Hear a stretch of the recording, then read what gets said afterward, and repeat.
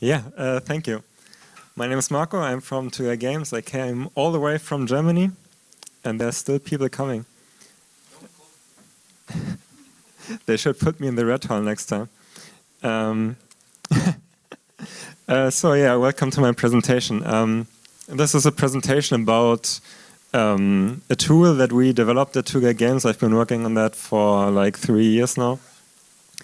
And yeah, let's just get into it. First, yeah, an introduction to me. Yeah, I have a master's degree in computer science.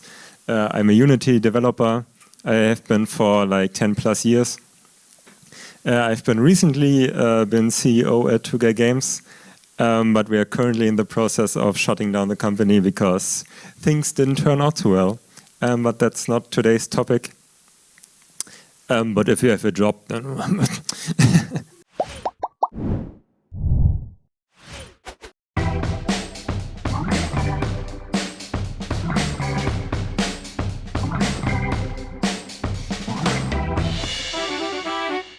about the presentation.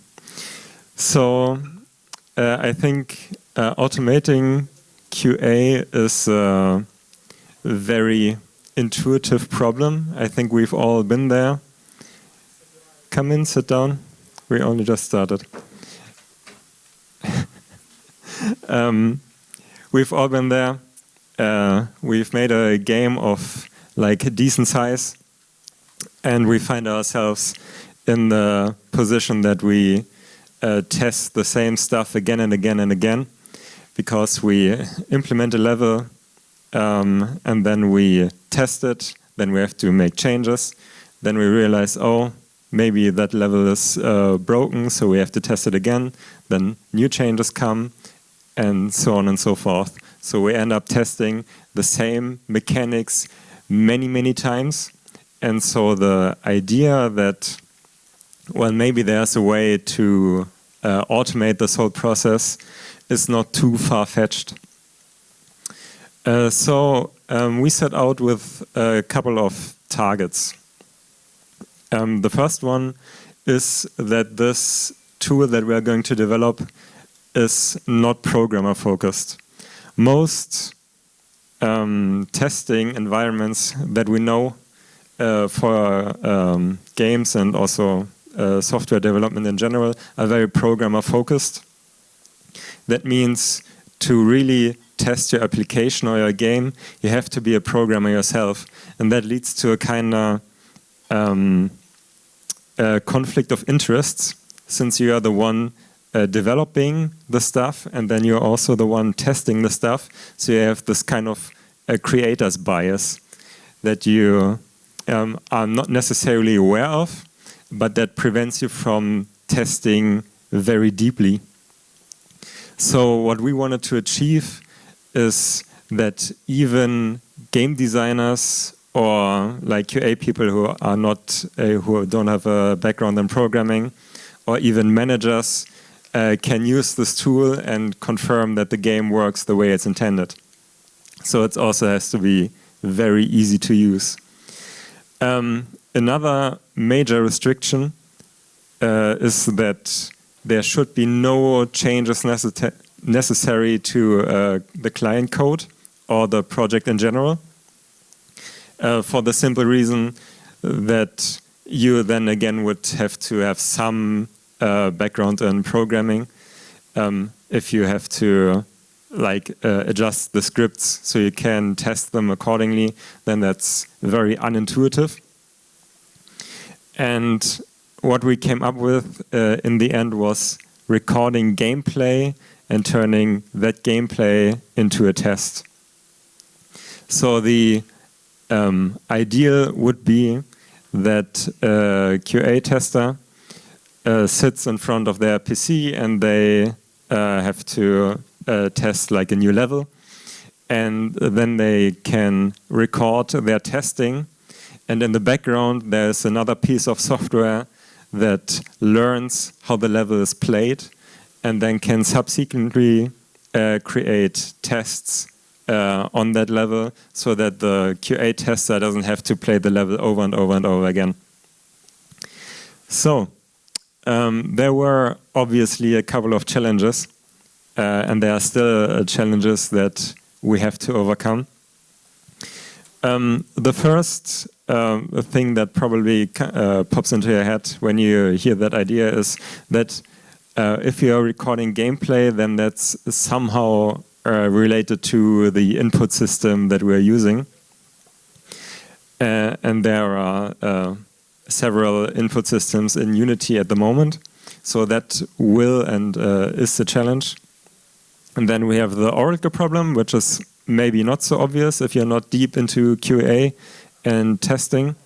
We'll get into that a bit later. And then there's another big problem of indeterminism, which we'll also get into in a few minutes. But let's start with the easy stuff first. Input systems. So if you want to record gameplay and then replay that as a test, then you have to record the input of the game designer or QA guy, whoever is playing the level currently, and then replay that at a later time.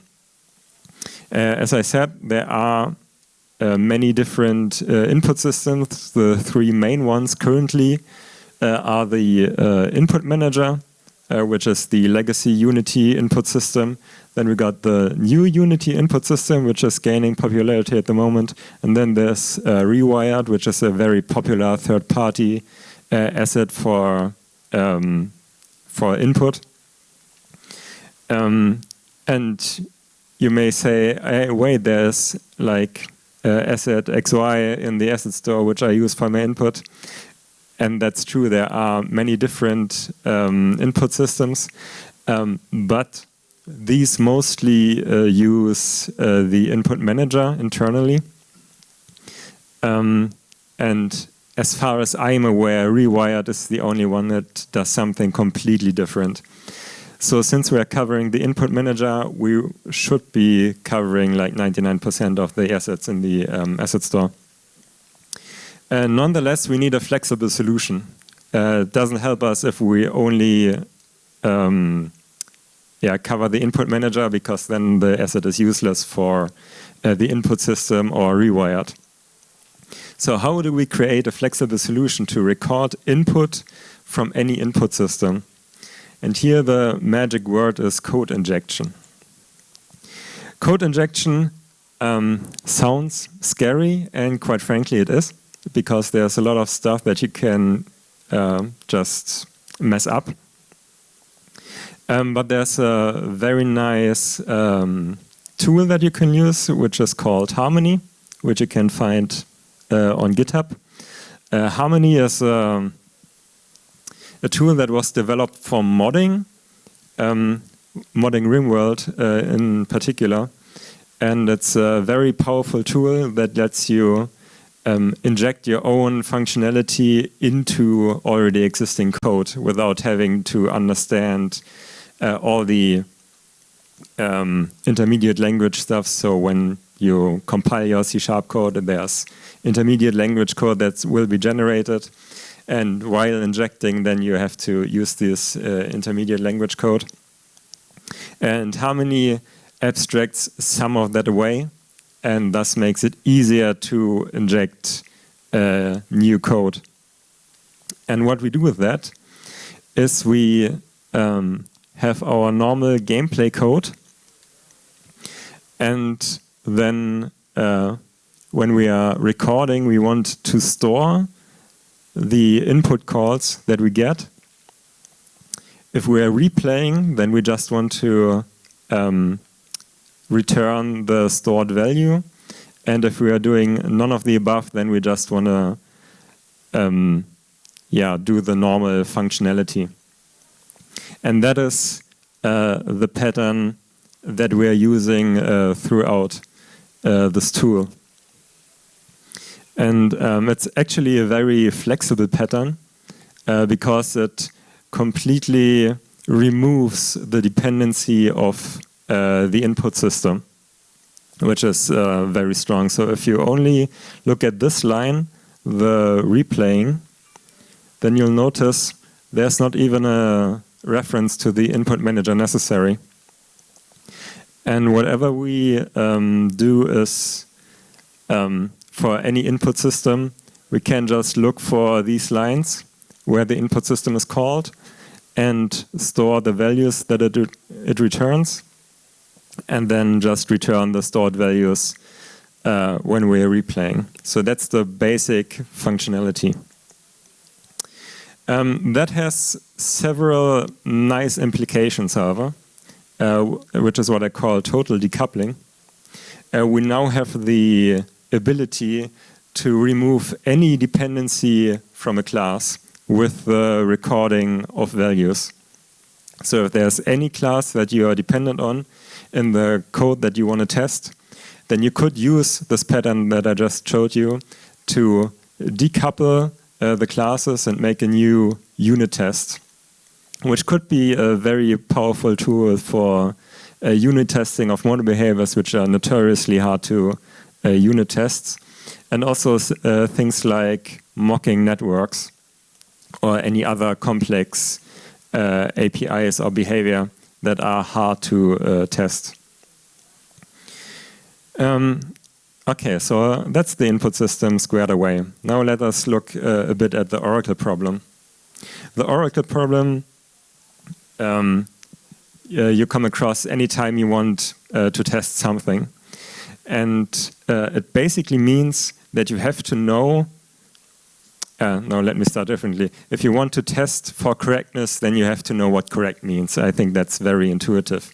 If you don't know what the correct behavior is, then there's no way for you to know that this thing that happened is the intended behavior.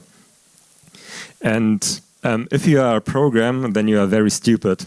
And you don't know anything really. You only know what the programmer told you. And that's usually not much. So in a unit test, you can test some values. But if you want to test a complex state, then that becomes very, very difficult to do. And not only that, so even if we know all the specifications at one point, these specifications are always subject to change, especially in games, where we are very agile and very iterative. Things change all the time, and once I have made a test that works beautifully, then a change comes in and the test breaks and I have to write a new test. So that's something that we have to cope with. And the correctness of the program is not necessarily logical. So yeah, there's not really a neat algorithm that we can implement that will always determine correctness for us.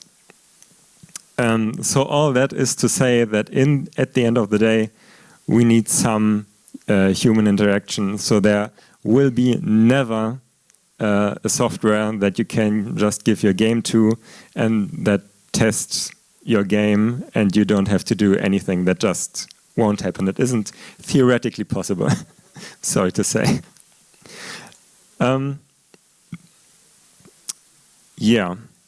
So we require some human input, and there's still the problem with indeterminism. Indeterminism sounds wrong when talking about computers, because we all know that computers are deterministic. But what I mean by that is that games don't always behave the same given the same input, because there's a lot of stuff going on. Most obviously or easily, I guess, we have the random number generators, which always put out new numbers. So if I run the game once and record the values and then replay it, and the RNG gives me something else, then obviously the result will also differ from what I initially recorded.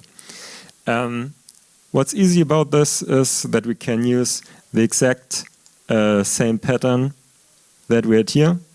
You remember we have total decoupling, so we can just instead of looking for the input class, we just look for the random class, record the values, and then return stored values. So that is kind of an easy solution. What's not so easy, however, is physics. Physics use indeterministic algorithms just for performance sake. There are deterministic physics engines out there, but they are not the standard by far.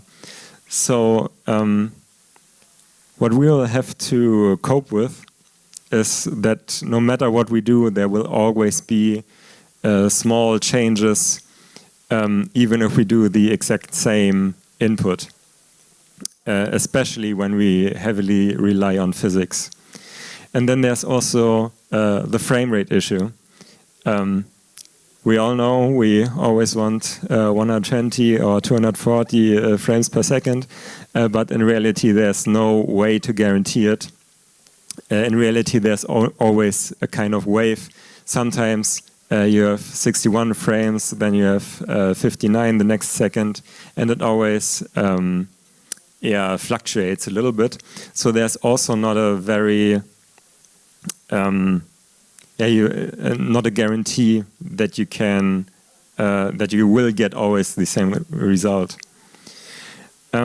So the only real way to cope with that is allowing multiple correct states, and that's where we will differ from unit tests or integration tests that we all know and love.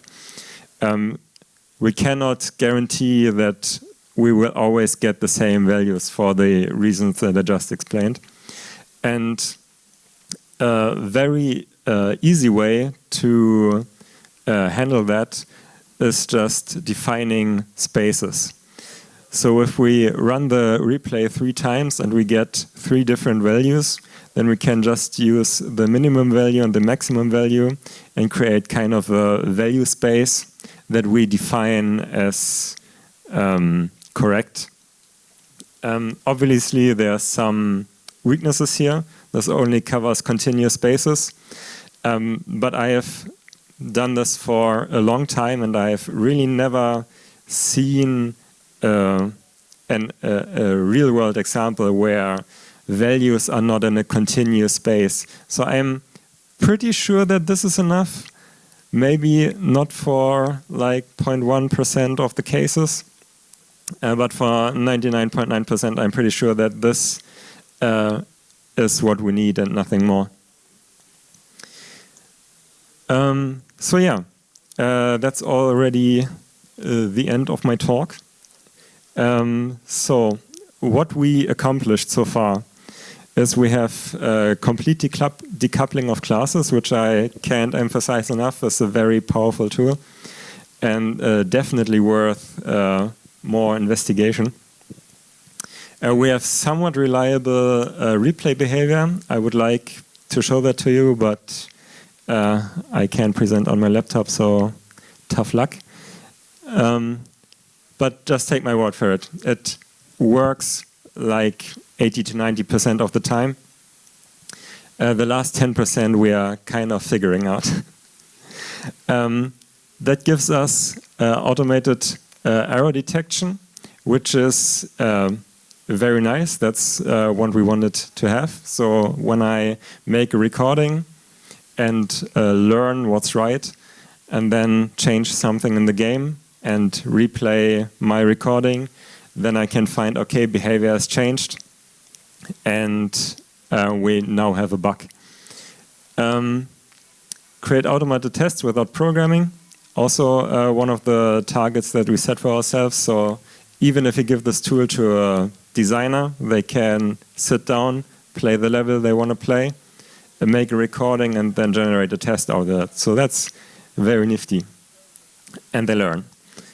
So that's a very big thing that we don't really have the time for. But when you change the behavior of your game, due to this kind of behavior, there is the possibility for the test to grow with your project. So they will, to a certain extent, learn new right states, and yeah, your extend kind of with your game mechanics. So future plans. I think there's a very big opportunity in using more AI, which means that we will use not only statistics, but also maybe neural networks to learn certain mechanics of the game and then infer what's correct behavior and what not. And exploratory testing, which I think is a very promising way to have more test generation than only with your QA guy or game designer. Because if we learn from the QA team or the designers how the game works, then we essentially have all the tools that we need to generate our own tests, and that would actually be what we're aiming for. And yeah, that's it. If you have any questions, then now's the time. Yeah, thank you very much. Thank you. A round of applause, please. You know, like sitting next to the QA guy in my company, I think this thing like should really ease the QA in life. I'm really happy that you're doing that. All right, questions? Yeah. Hi, my name is Alex. I have a question. How does this system look from the user's point of view? Do they need to initially get game to the state where they start recording, and then somehow indicate that that's the thing you need to check, how to identify the correct state, the Oracle problem? Yeah, so the user experience is kind of like this. You start up your project, and you tell our tool, okay, now's the time to start learning, essentially. And then you start your game, play your level, and then you say, okay, this is it, no more. And then we generate a recording file of what you just did. And then we get into a new phase, which is the learning phase that I mentioned. And you can essentially just replay the test over and over and see what different behaviors you get with the same input. And at any point in time, you have the option to say, yes, this is correct behavior, or no, this is incorrect behavior, which is the human input that we need to get to know your game mechanics. And yeah, the test adjusts its behavior according to your yes or no input. And then you can say, okay, this is done training. I just want to generate my unit tests. And then you get your whole test suite from all the recordings that you made. And yeah, just run them as you normally would run your tests. More questions here? Anyone? Okay. Hey, great topic. I always wanted to write my own tests automated that record and replay. I just have two questions on the technical side. You mentioned three main issues that came from this is RNG, physics, and frame rate. I was just wondering because for RNG in Unity, you could actually set a seed. So why not just record that seed instead of trying to find every single point in the code and store the generated value during recording and then use that value instead of just setting the seed at the start of it? Yep, that's a very good question. The answer is that we don't know when the game reseeds. So the only thing we can do is like set the seed at the beginning, which would work. But then if you play some levels and then a new level loads, which for some reason has a new random class or generates a new random class with a new seed, then there's no way for us to catch that. So then we would still have to find the lines in the code where like a new random class is generated and then inject our new seed there or whatever. So we kind of end up at the same problem. Okay, and the frame rate problem. Wouldn't it instead be better to make the recording frame rate independent, as in just record what happened at frame X and just have a list, a dictionary of frames, and we just press play, it starts replaying frames. Oh, we reached frame 10, at frame 10 we press spacebar. It pressed spacebar at frame 10. And then it doesn't matter, right, if we have 15 FPS or 200 FPS. Yeah, I see what you mean, but that's sadly not how it works, because every frame will affect its next frame. And since the delta time in your frames will always be different by some small margin, these differences will accumulate over time, and it will start out as a very small difference, and maybe for the first 1,000 frames or something, it would work like that. But then the difference will become so big that the recording and the expected behavior just grows out of sync, and then your test just becomes unusable. So, yeah. Okay, do we have any more questions in the audience? No, just like one question for me, we're running out of time. So how much demanding is this tool, like hardware and software wise? Actually, not that much. It sounds very complicated, but what happens is actually kind of simple for a computer. It's not very simple for a programmer. But what happens is we record the input, which is like tiny amounts of data. The recording files that we produce is really, really small. And the recording itself works pretty much at the same frame rate that your game does normally. The only thing where you notice something happening is when you want to start recording, when we want to inject all the recording and replay code into your runtime code. That's where you see loading times and yeah. All right, got it. Thank you very much. It was a very big pleasure for us.